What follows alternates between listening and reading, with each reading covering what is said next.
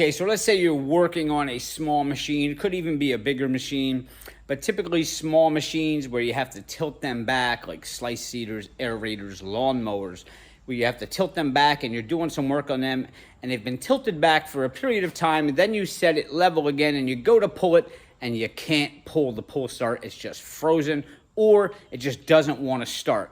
Well, this is the process you're gonna have to go through. I did another video a little bit more in detail. If you search my channel for machines that have flipped over, it's sort of the same thing you're gonna go through, but this one in particular is only if you had it tilted back for a long period of time, what you're gonna have to go through and why that pull start is stuck or your machine's not starting.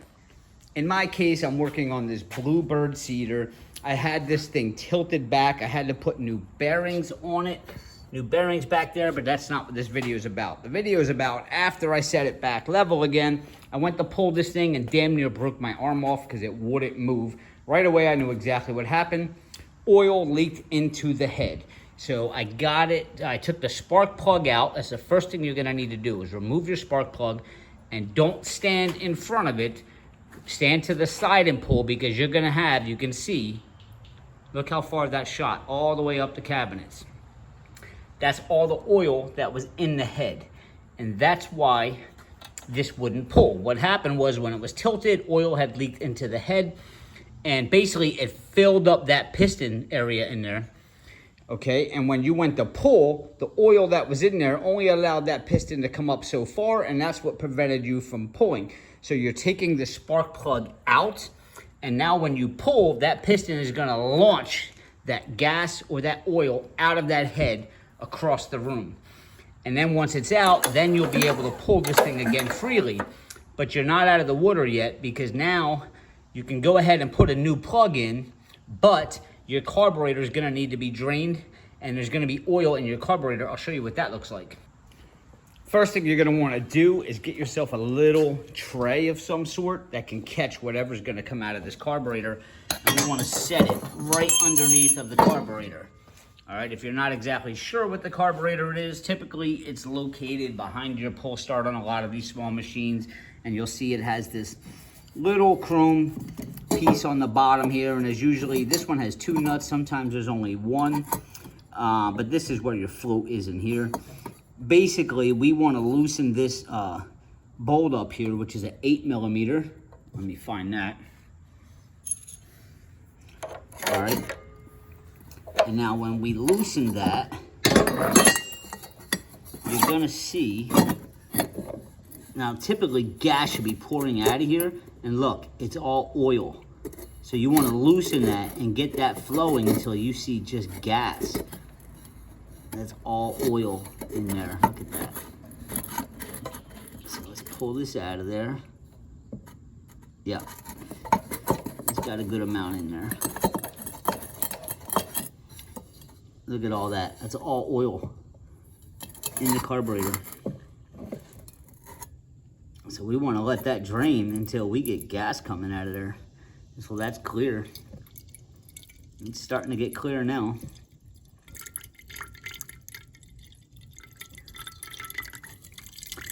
And once you start getting clear, we're going to let it run for another couple seconds here, just to be certain.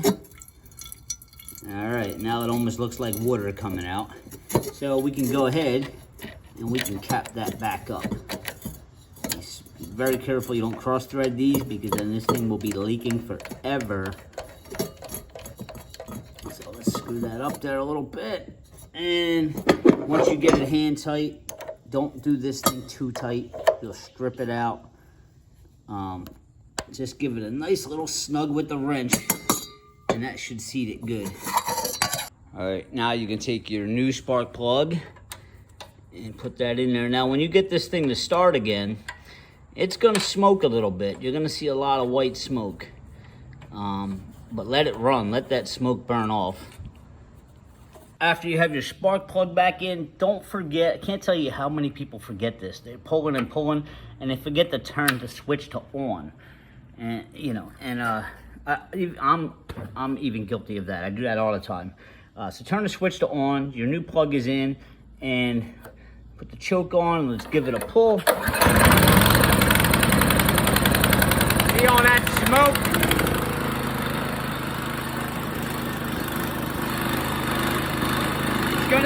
for a little while, but you gotta get that system cleaned out. But it'll go away.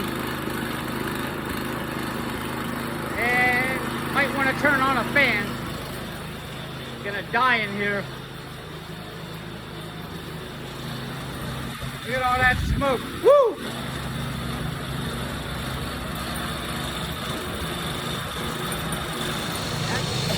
All right, that's too much smoke. We're gonna let that burn. I'm gonna go outside. A lot of people get freaked out by that, but it's got to, you got all that oil into the head and mixed into your gas and stuff, so it's gonna take a while to burn all that off. Typically, it's about 3 to 5 minutes, and it should stop smoking like that. But keep that in mind, if knowing that it's gonna smoke, or where you want to start that at. If you're at home and doing this in your garage, your wife is gonna kick your ass if you start that and all that smoke goes through the house. Don't start it in your home garage. Take it outside. Make sure the neighbors know that you're gonna be starting it up and it's gonna smoke, so people don't start calling the fire department. But anyway, that's how you do it, guys. If you tilted your machine back and it won't start, it's pretty simple. So please hit subscribe below, give me a thumbs up. I'll see you next time.